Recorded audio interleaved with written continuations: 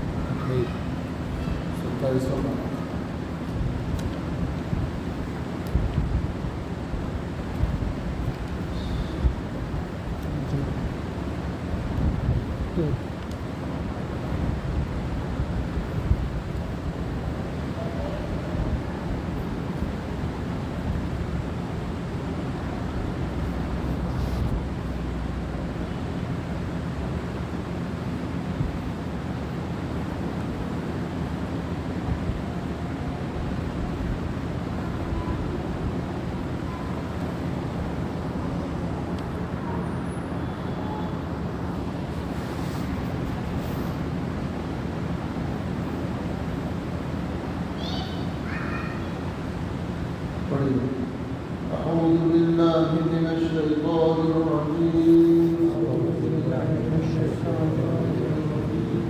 بسم الله الرحمن الرحيم. فذكر فما أنت بنعمة ربك بكاهن ولا مجنون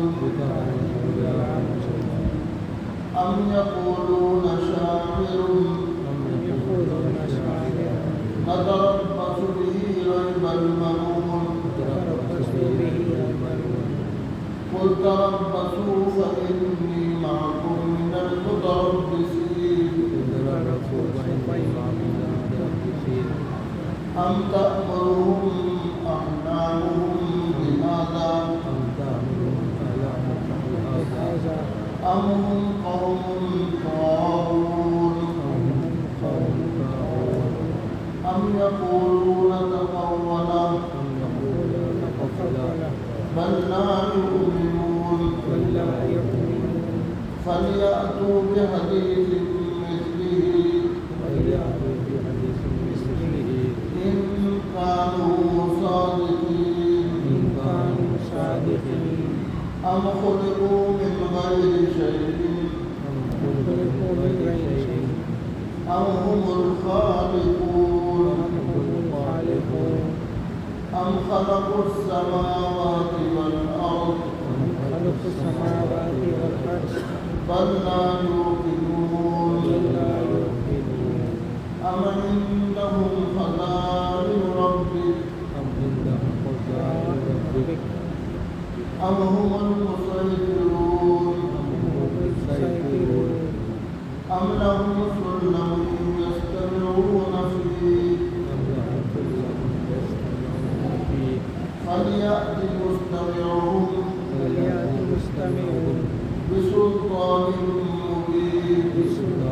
مبين أم له البنات ولكم البنون أم تسألهم أجرا فهم من مغرم مثقلون أم عندهم الغيب فهم يكتبون أم يريدون كيدا فالذين كفروا هم المكيدون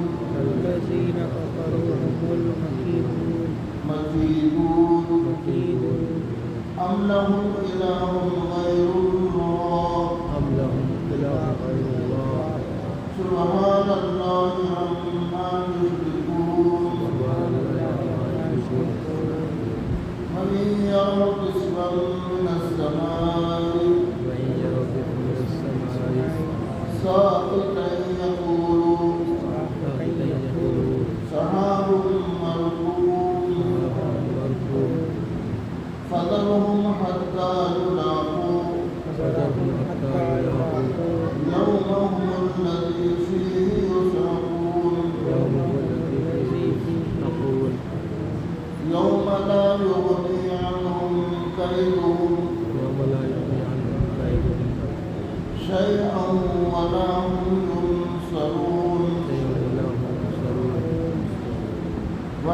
للذين ظلموا عذابا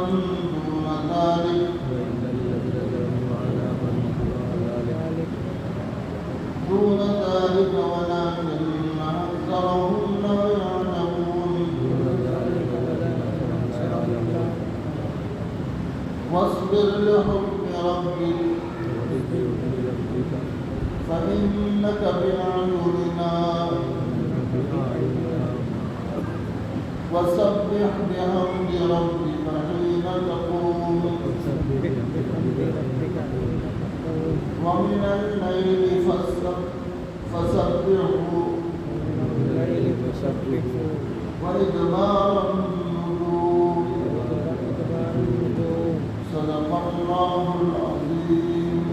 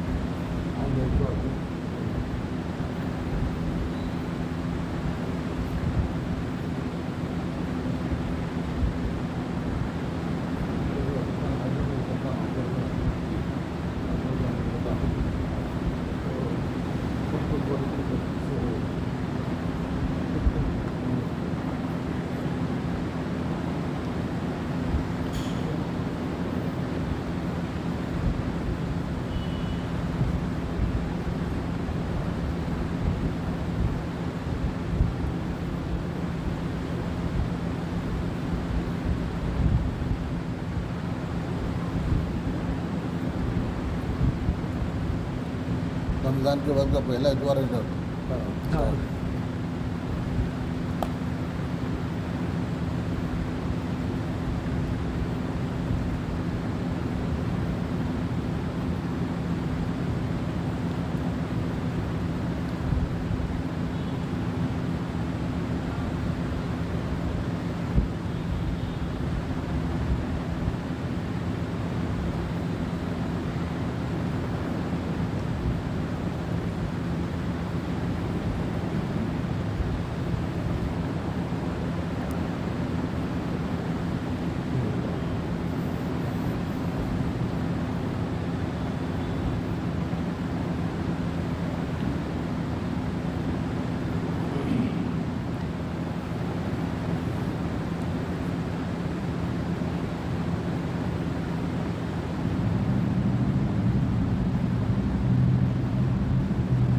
बिस्मिल्लाहिर्रहमानिर्रहीम।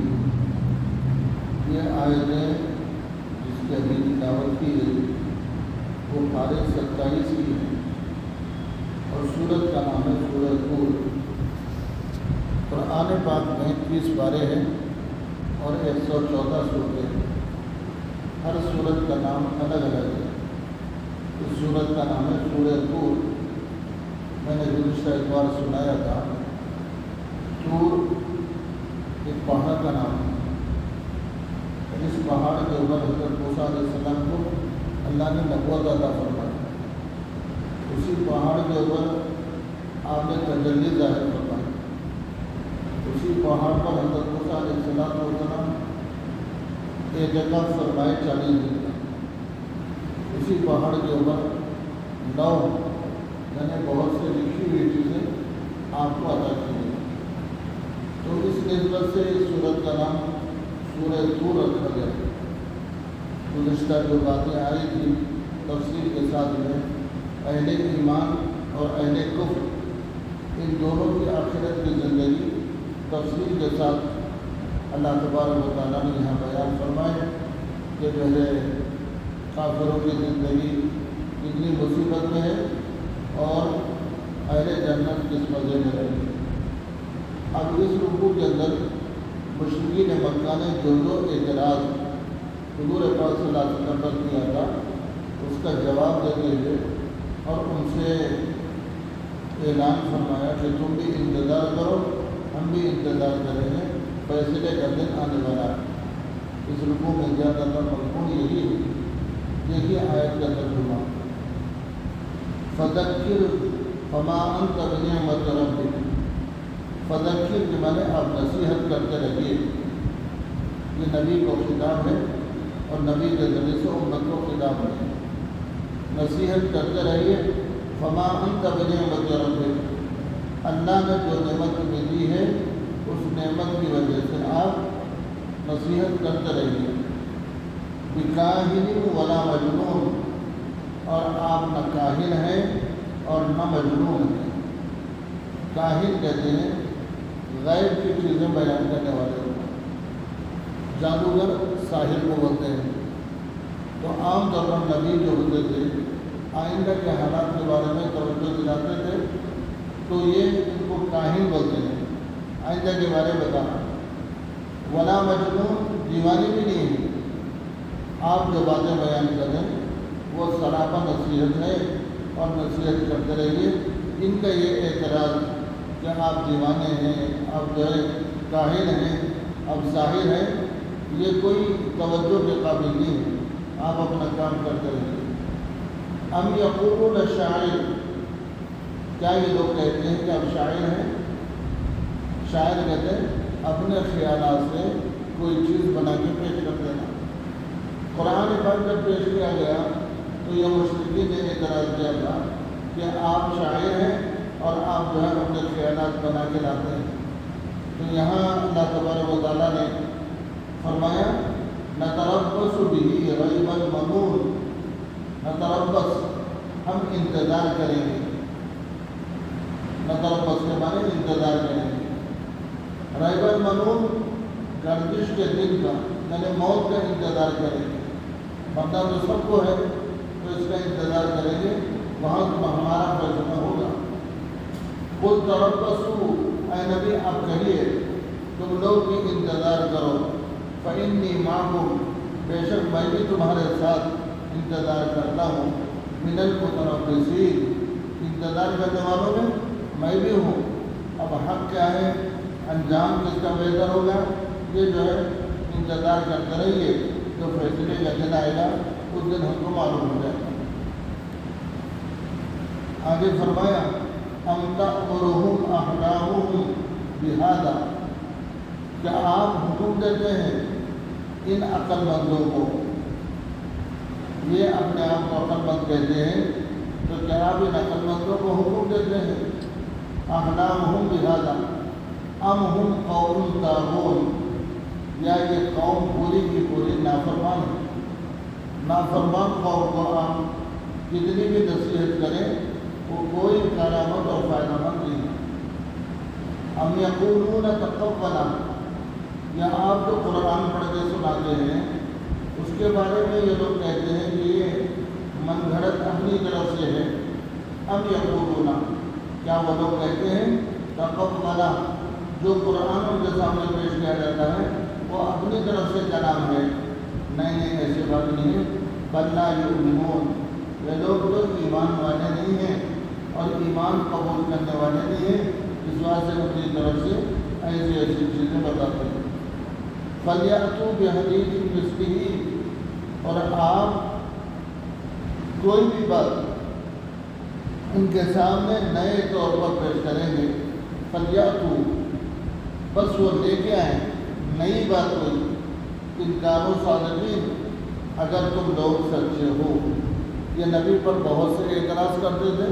اس میں ایک اعتراض ان پر یہ بھی تھا کہ حضور صلی اللہ علیہ وسلم کو کہتے تھے اگر تم سچے ہیں تو لاؤ نئی بات, ایک ہی بات کیا ہے.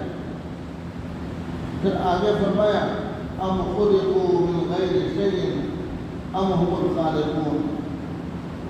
ام خلقوا من غیر شیء, کسی چیز کو وہ لوگ پیدا کریں, یعنی آسمان, زمین, چاند, سورج, یہ ساری مخلوقات میں سے کس کو انہوں نے پیدا کیا جس کی تم پوجا کرتے ہو, جس کی تم عبادت کرتے ہو.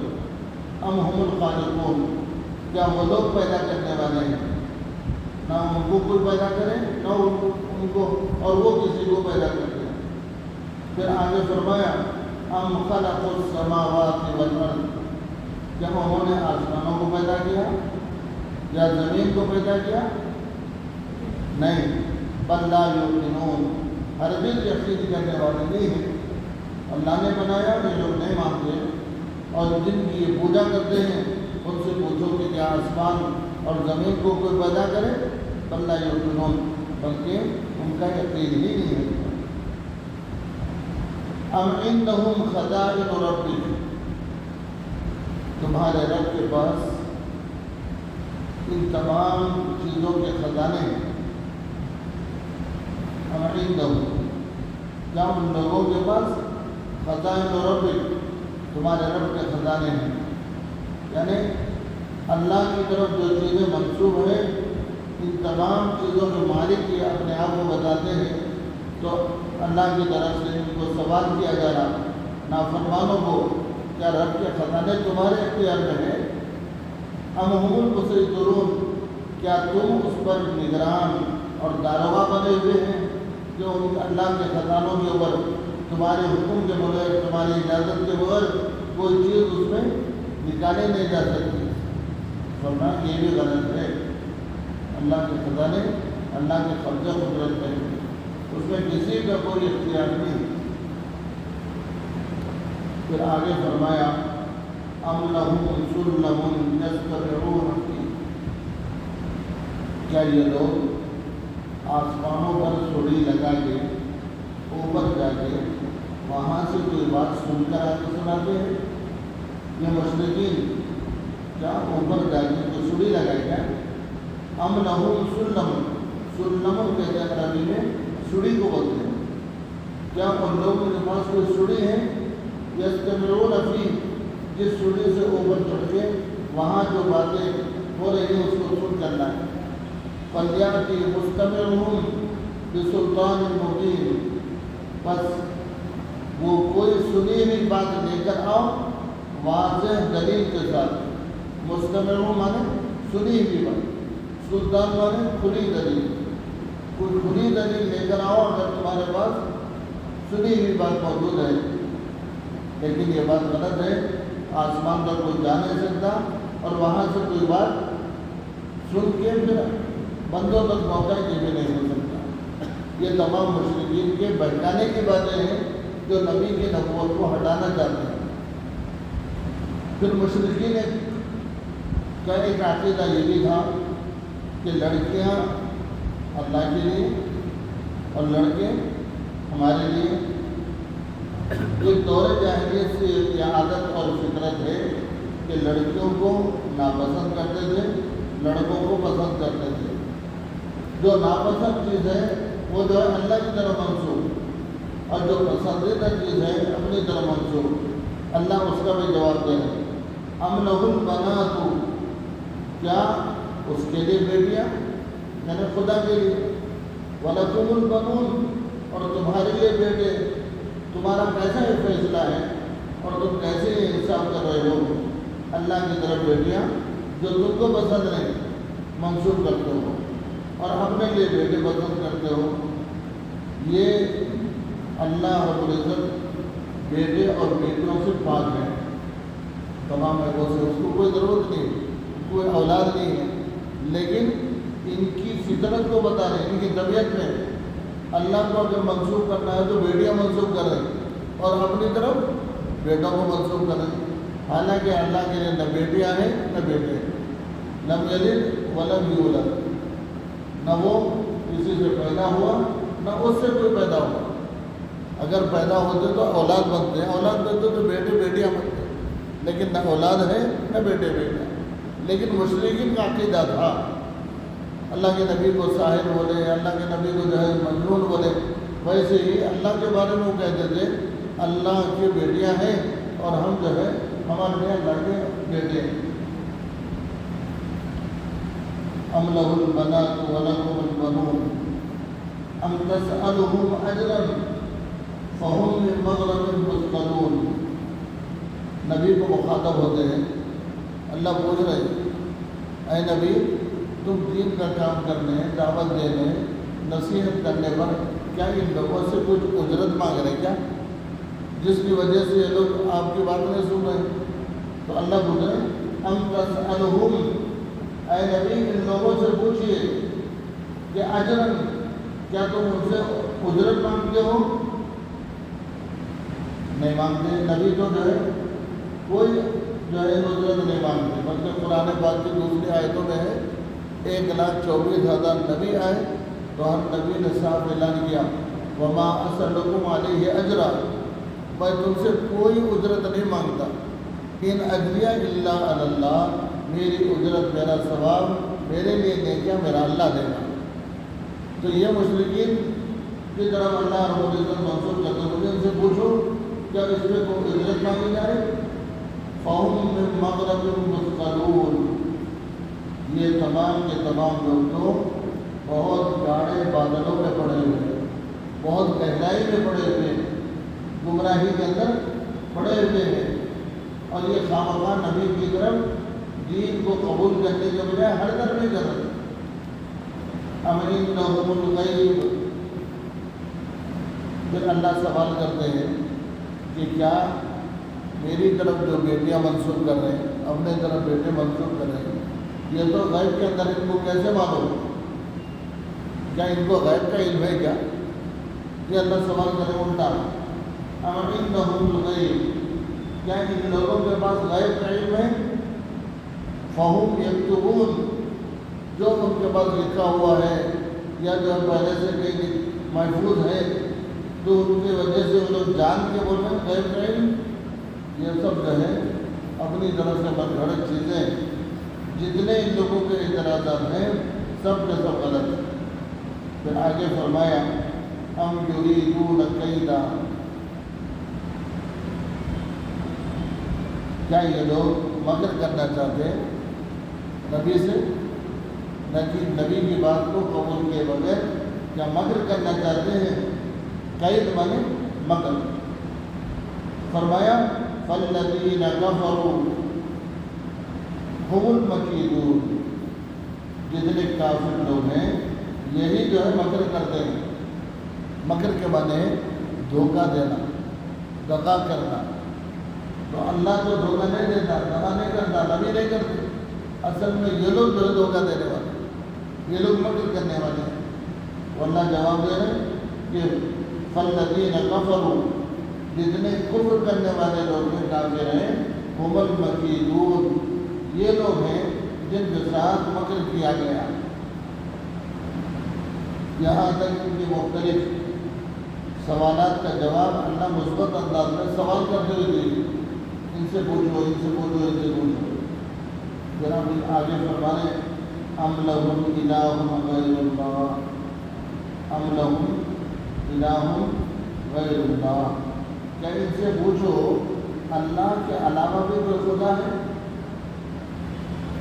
جو ہمارے یعنی نبی کے لائے ہوئے خدا کو نہیں ماننے, کیا ان کے علاوہ بھی ان کے پاس کوئی اور خدا ہے کیا؟ ام لہم الہ غیر اللہ, کیا اللہ کے علاوہ بھی کوئی اور خدا ہم کرے؟ سبحان اللہ, تمام عیبوں سے اللہ پاک ہے. اما یشرکون, جن جن چیزوں کو یہ اللہ کے ساتھ شریک کرتے ہیں ان تمام چیزوں سے اللہ پاک ہے, منزہ ہے اور محفوظ ہے.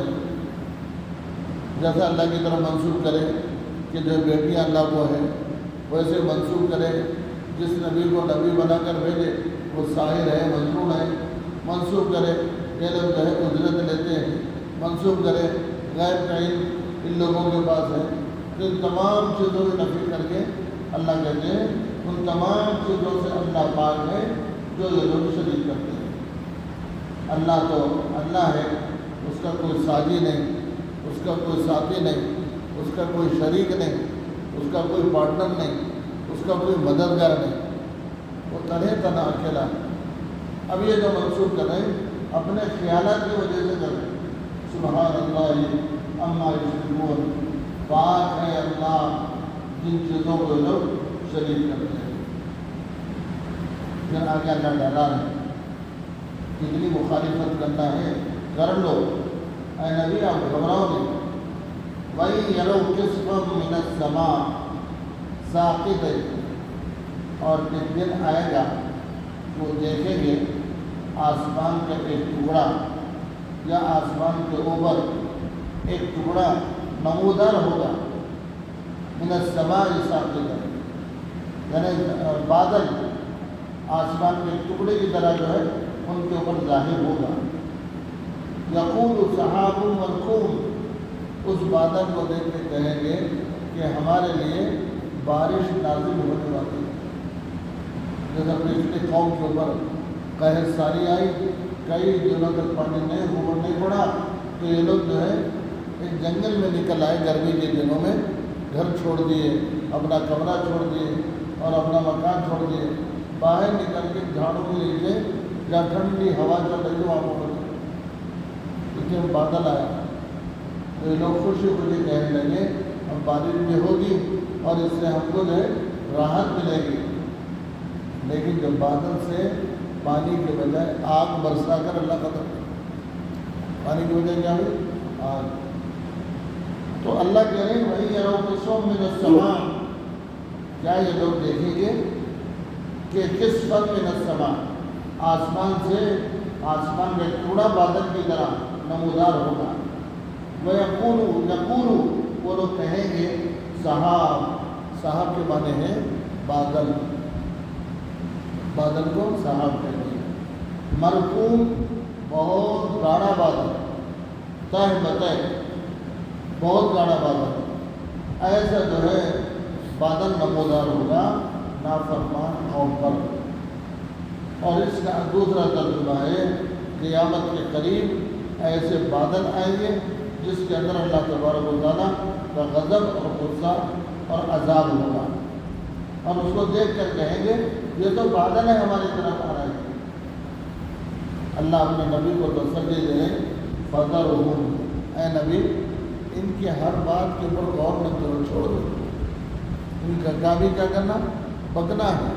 ان کا کام ہی جو ہے اپنے خیالات سے طرح طرح کے الزامات لگانا ہے، اس لیے فَذَرْهُمْ، چھوڑ دو ان کے ہاتھ حَتَّى يُلَاقُوا، یہاں تک کہ جس دن ملاقات کا دن ہے ملیں گے وہ۔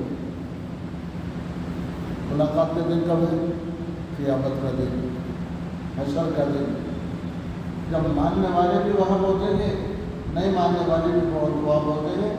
اللہ اپنے نبی کو تسلی دے رہے ان کے بارے میں غم کرتے کرتے پریشان ہونے کی ضرورت نہیں، آپ اپنا کام کیجیے اور چھوڑیے ان کا۔ فَذَرْهُمْ، چھوڑ دو، حَتَّى يُلَاقُوا، یہاں تک کہ ملاقات کریں گے۔ کب؟ يَوْمَهُمُ الَّذِي فِيهِ يُصْعَقُونَ، جس دن وہاں ان کو چیخ و پکار سنائی دے گی، اس دن وہاں ان کو ملاقات کا دن ہوگا، یعنی وہ قیامت کا دن اور میدان حشر کا دن۔ اس دن ہر آدمی پریشان ہوگا، تو اس دن یہ سب ملاقات کے لیے اللہ کے دربار میں حاضر کی جائے۔ اب نہیں مانے تو چھوڑ دو۔ فِيهِ يُصْعَقُونَ يَوْمَ لَا يُغْنِي عَنْهُمْ كَيْدُهُمْ شَيْءٌ وَلَا هُمْ يُنصَرُونَ، اور وہ دن ایسا ہے کہ لا یغنی عنہم کیدہم، وہ دن ان کا مکر ان کو بے نیاز نہیں کرے گا، یعنی اللہ سے دغا کر کے کہیں بھاگ جائیں اور اس عذاب کے دن کہیں اللہ سے چھپ جائیں۔ اللہ کہتے ہیں لا یغنی عنہم کیدہم، ان کا مکر اور ان کا دغا کہیں ان کو بے نیاز نہیں کرے گا، وہ چاہے تو بھی نہیں چاہے تو بھی اس میدان حشر میں ان کو لایا جائے گا، بیڑیاں ڈال کے لائیں گے۔ زنجیروں میں باندھ کے لائیں گے.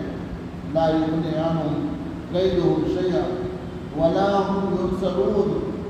آدمی کو امید ہوتی ہے میرے برادری کے لوگ میری مدد کریں گے, میرے پارٹنر میری مدد کریں گے, میرے خاندان والے مدد کریں گے. اللہ کہتے ہیں ولا هم ینصرون, وہ دن کوئی کسی کی مدد بھی نہیں کرے گا. ہر ایک اپنے عمل کے ساتھ وہاں ظاہر ہوگا اور کوئی جو ہے کسی کا ساتھ اور کسی کی مدد نہیں ہوگی. وہ دن آنا ہے ملاقات کا. یہ لوگ نہیں مانے تب بھی ان کو لایا جائے گا اور ان کا مگر ان کو کام نہیں آئے گا اور وہاں کوئی ان کی مددگار بھی نہیں ہوگی. وَإِنَّ لِلَّذِينَ ظَلَمُوا عَذَابًا, اور بے شک وہ لوگ جنہوں نے ظلم کیا ہے ان کے لیے عذاب کا دن ہوگا. وَإِنَّ لِلَّذِينَ ظَلَمُوا عَذَابًا, ان لوگوں کے لیے جنہوں نے ظلم کیا. ظلم سے بنا دیا کفر ہے, شرک ہے, نافرمانی ہے. ان لوگوں کے لیے عذاب ہے, عذاب دون ذالک, اس کا نام کچھ ہے ہی نہیں ان کے لیے. چلو بھائی نیکیاں ہے, جنت ہے, نعمتیں ہیں, ٹھنڈا پانی ہے, نہیں. ان لوگوں کے لیے تو عذاب ہی عذاب ہے. اس کے نام کو دوسری چیز دی ہے. کن کے لیے؟ ظالم کے لیے. ظلم یہاں کے معنی ہے شرک کرنے والوں کے لیے. ان الشرک لظلم عظیم. دوسری آیت میں ہے سب سے بڑا ظلم جو ہے وہ شرک کرنا ہے. تو اس لفظ کو اللہ نے استعمال فرمایا وَإِنَّ لِلَّذِينَ ظَلَمُوا, بے شک وہ لوگ جنہوں نے ظلم کیا ہے یعنی شرک کیا, عذاباً, ان پر عذاب آئے گا. دون ذالک, اس کے علاوہ کوئی چارہ کار نہیں ہے. وَلَٰكِنَّ أَكْثَرَهُمْ لَا يَعْلَمُونَ, لیکن اکثر لوگ نہیں جانتے. اپنے اپنے عقیدے پر اور اپنے اپنے بڑے لوگوں کے نقش قدم پر چلتے ہیں. اس میں حق کیا ہے, ناحق کیا ہے, جائز کیا ہے, ناجائز کیا ہے, کچھ نہیں دیکھتے, بس چلتے ہیں. بڑے لوگوں کو بتا دیا اور پھر چلنے لگے.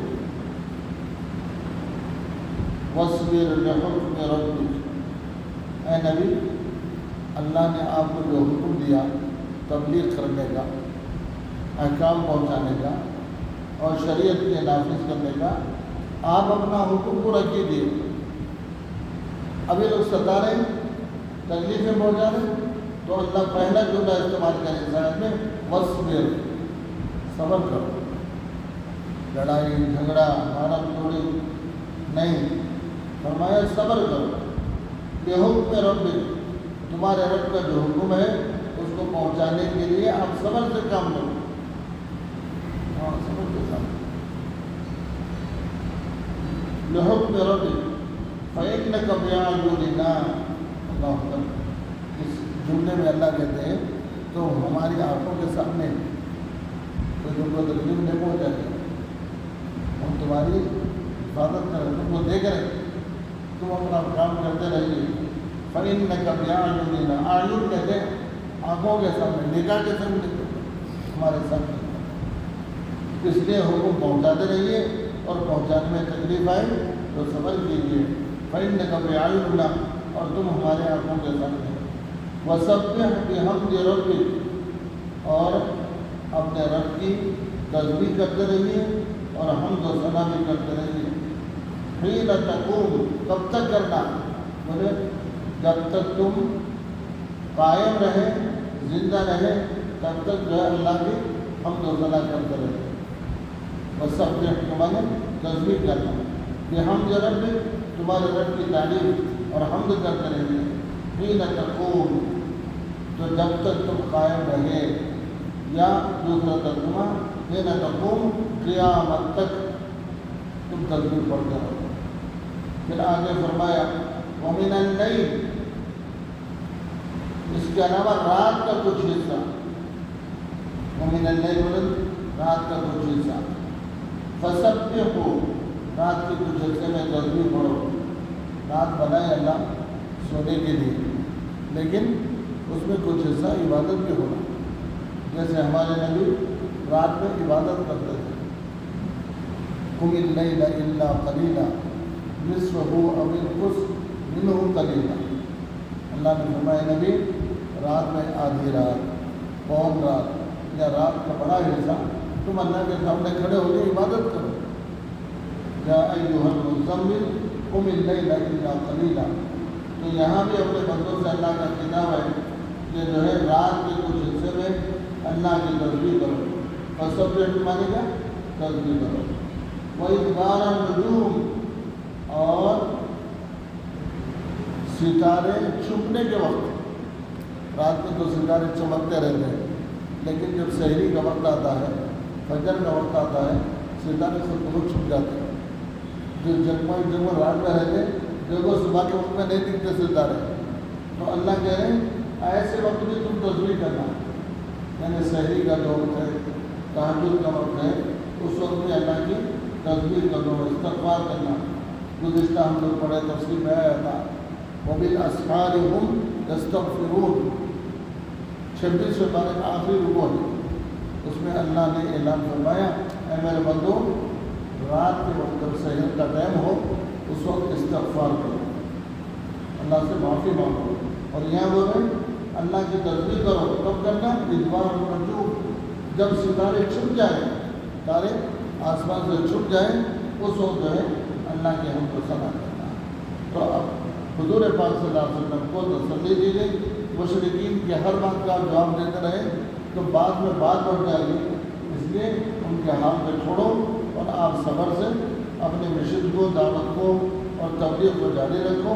اور جو ہے اللہ کی حمد و ثنا دن میں بھی کرو اور رات میں بھی کرو اور فجر سے پہلے بھی اللہ کی حمد و ثنا. اللہ تعالیٰ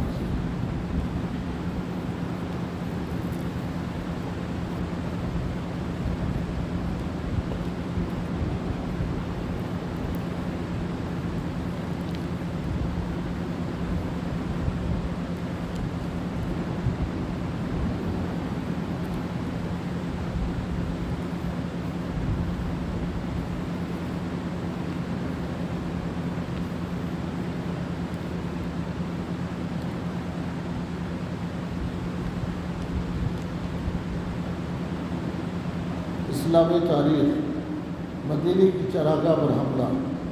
جب مسلمان اپنے دین و ایمان کی حفاظت کے لیے ہجرت کر کے مدینہ چلے گئے اور خوشگوار ماحول میں لوگوں کو اسلام کی دعوت دینے شروع کی. لوگ اسلام میں داخل ہونے لگے. چنانچہ مسلمانوں کی بڑھتی ہوئی تعداد کو دیکھ کر کفار مکہ اپنے لیے خطرہ محسوس کرنے لگے. تو مشرکین مکہ نے مدینے پر حملہ کرنے کے لیے جنگ کی تیاریاں شروع کر دی. ادھر مسلمان مدینے میں امن و سکون سے رہنا چاہتے تھے لیکن مشرکین مکہ جنگ کرنے کے لیے اہل مدینہ سے چھیڑ خانی کرتے رہتے تھے. چنانچہ قریشی سردار قرظ بن جابر فہری مدینے کی چراگاہ پر حملہ کر کے 100 اونٹ لے بھاگا اور جنگ کی تیاری کے لیے مکے کے تمام لوگوں نے سرمایہ لگا کر ایک تجارتی قافلہ ملک شام روانہ کیا تاکہ اس کے نفع سے جنگی ساز و سامان خرید کر مسلمانوں سے فیصلہ کن جنگ لڑ سکیں. بالآخر حضور صلی اللہ علیہ وسلم نے مشرکین مکہ کے ظلم و ستم کو روکنے کے لیے صحابہ کرام کو ان کے مقابلے کی اجازت دے دی. ایک مدت تک لڑنے کے واسطے روکتے رہے بعد میں حضور نے اجازت دی. حضور صلی اللہ علیہ وسلم کا معجزہ کافر کا مرعوب ہو جانا. حضرت جابر رضی اللہ تعالیٰ عنہ فرماتے ہیں ہم رسول اللہ صلی اللہ علیہ وسلم کے ساتھ ایک غزوے میں جا رہے تھے. راستے میں ایک جگہ پڑاؤ ڈالا تو لوگ ادھر ادھر 2-2 3-3 کی جماعتیں بنا کر درخت کے نیچے آرام کرنے لگے. رسول اللہ صلی اللہ علیہ وسلم ایک درخت کے نیچے آرام فرمانے کے لیے تشریف لے گئے اور اپنی تلوار اس درخت پر لٹکا کر سو گئے. رسول اللہ صلی اللہ علیہ وسلم فرماتے ہیں میں سویا ہوا تھا کہ ایک آدمی آیا اور اس نے میری تلوار لے لی. اچانک میں بیدار ہوا تو کیا دیکھتا ہوں کہ وہ تلوار لیے میرے سر پر کھڑا ہے. وہ مجھ سے کہنے لگا کہ تمہیں کون بچا سکتا ہے؟ رسول اللہ صلی اللہ علیہ وسلم نے اطمینان سے جواب دیا اللہ۔ اس نے دوسری مرتبہ سوال کیا، رسول اللہ صلی اللہ علیہ وسلم نے اطمینان سے جواب دیا اللہ۔ تو اس پر یہ اثر ہوا کہ اس نے تلوار نیام میں واپس رکھ دی اور آپ صلی اللہ علیہ وسلم کو کچھ نہ کر سکا۔ ایک فرض کے بارے میں داڑھی رکھنا، رسول اللہ صلی اللہ علیہ وسلم نے فرمایا مونچھوں کو کتراؤ اور داڑھی کو بڑھاؤ۔ فائدہ، داڑھی رکھنا شریعت اسلام میں واجب اور اسلامی شعار میں سے ہے، اس لیے تمام مسلمانوں کے لیے اس پر عمل کرنا انتہائی ضروری ہے۔ ایک سنت کے بارے میں مغفرت کی دعا، اپنے پروردگار سے اس طرح مغفرت طلب کرنی چاہیے، ربی انی ظلمت نفسی فاغفر لی، اے میرے پروردگار میں نے اپنے اوپر بڑا ظلم کر رکھا ہے، لہذا میری مغفرت فرما دیجیے۔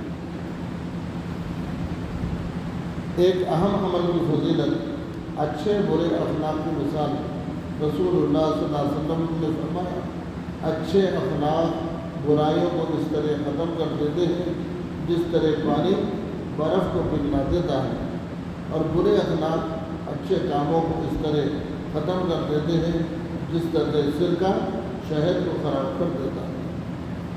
ایک گناہ کے بارے میں غیر اللہ کو معبود بنانا، قرآن میں اللہ تعالیٰ فرماتا ہے ان لوگوں نے خدا تعالیٰ کو چھوڑ کر اور معبود بنا لیے ہیں اس امید پر کہ ان کی مدد کر دی جائے گی، وہ نہ ان کی کچھ مدد کر ہی نہیں سکتے بلکہ وہ ان لوگوں کے حق میں فریق مخالف بن کر حاضر کیے جائیں گے۔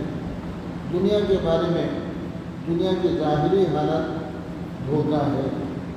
قرآن میں اللہ تعالیٰ فرماتا ہے کہ لوگ صرف دنیاوی زندگی کی ظاہری حالت کو جانتے ہیں اور یہ آخرت سے بالکل غافل ہیں۔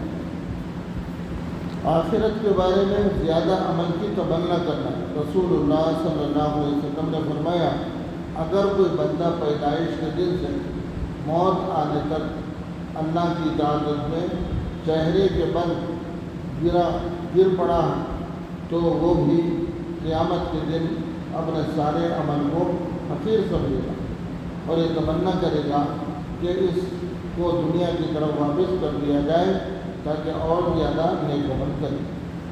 طب نبوی، بیماریوں سے بچنے کی تدبیر، رسول اللہ صلی اللہ علیہ وسلم نے ایسی جگہ بیٹھنے سے منع فرمایا جہاں بدن کا کچھ حصہ سائے میں ہو اور کچھ حصہ دھوپ میں۔ بعض دفعہ دھوپ آتی ہے تو آدھی باڈی دھوپ پڑتی ہے اور آدھی جسم پہ دھوپ نہیں پڑتی، تو حضور نے منع فرمایا ایسی جگہ مت بیٹھو، یا تو دھوپ میں بیٹھو یا چھاؤں میں بیٹھو۔ فائدہ، طبی اعتبار سے ایک ساتھ دھوپ اور سائے میں بیٹھنا صحت کے لیے مفید ہے۔ نبی صلی اللہ علیہ وسلم کی نصیحت، رسول اللہ صلی اللہ علیہ وسلم نے فرمایا قرآن کا دل سورہ یاسین ہے، جو آدمی اللہ اور آخرت پر ایمان رکھ کر اس کو پڑھے گا اللہ تعالیٰ اس کی مغفرت کر دے گا، تم اس کو اپنے ماننے والوں پر پڑھا کرو۔ حضور نے فرمایا یاسین قرآن پاک کا دل ہے، اس کو جو ہے پڑھنے کا اہتمام کرنا اور خاص طور پر مرحومین کے لیے پڑھنے کی ترغیب دی گئی۔ اللہ تعالیٰ ہم سے الحمدللہ رب العالمین، اللہم لک الحمد، اللہم صلی علی محمد، ربنا آتنا فی الدنیا حسنۃ وفی الآخرۃ حسنۃ، ربنا لا تزغ قلوبنا بعد إذ هديتنا وهب لنا من لدنك رحمة إنك أنت الوهاب، ربنا تقبل منا إنك أنت السميع العليم وتب علينا إنك أنت التواب الرحيم برحمتك يا أرحم الراحمين، والحمد لله رب العالمين۔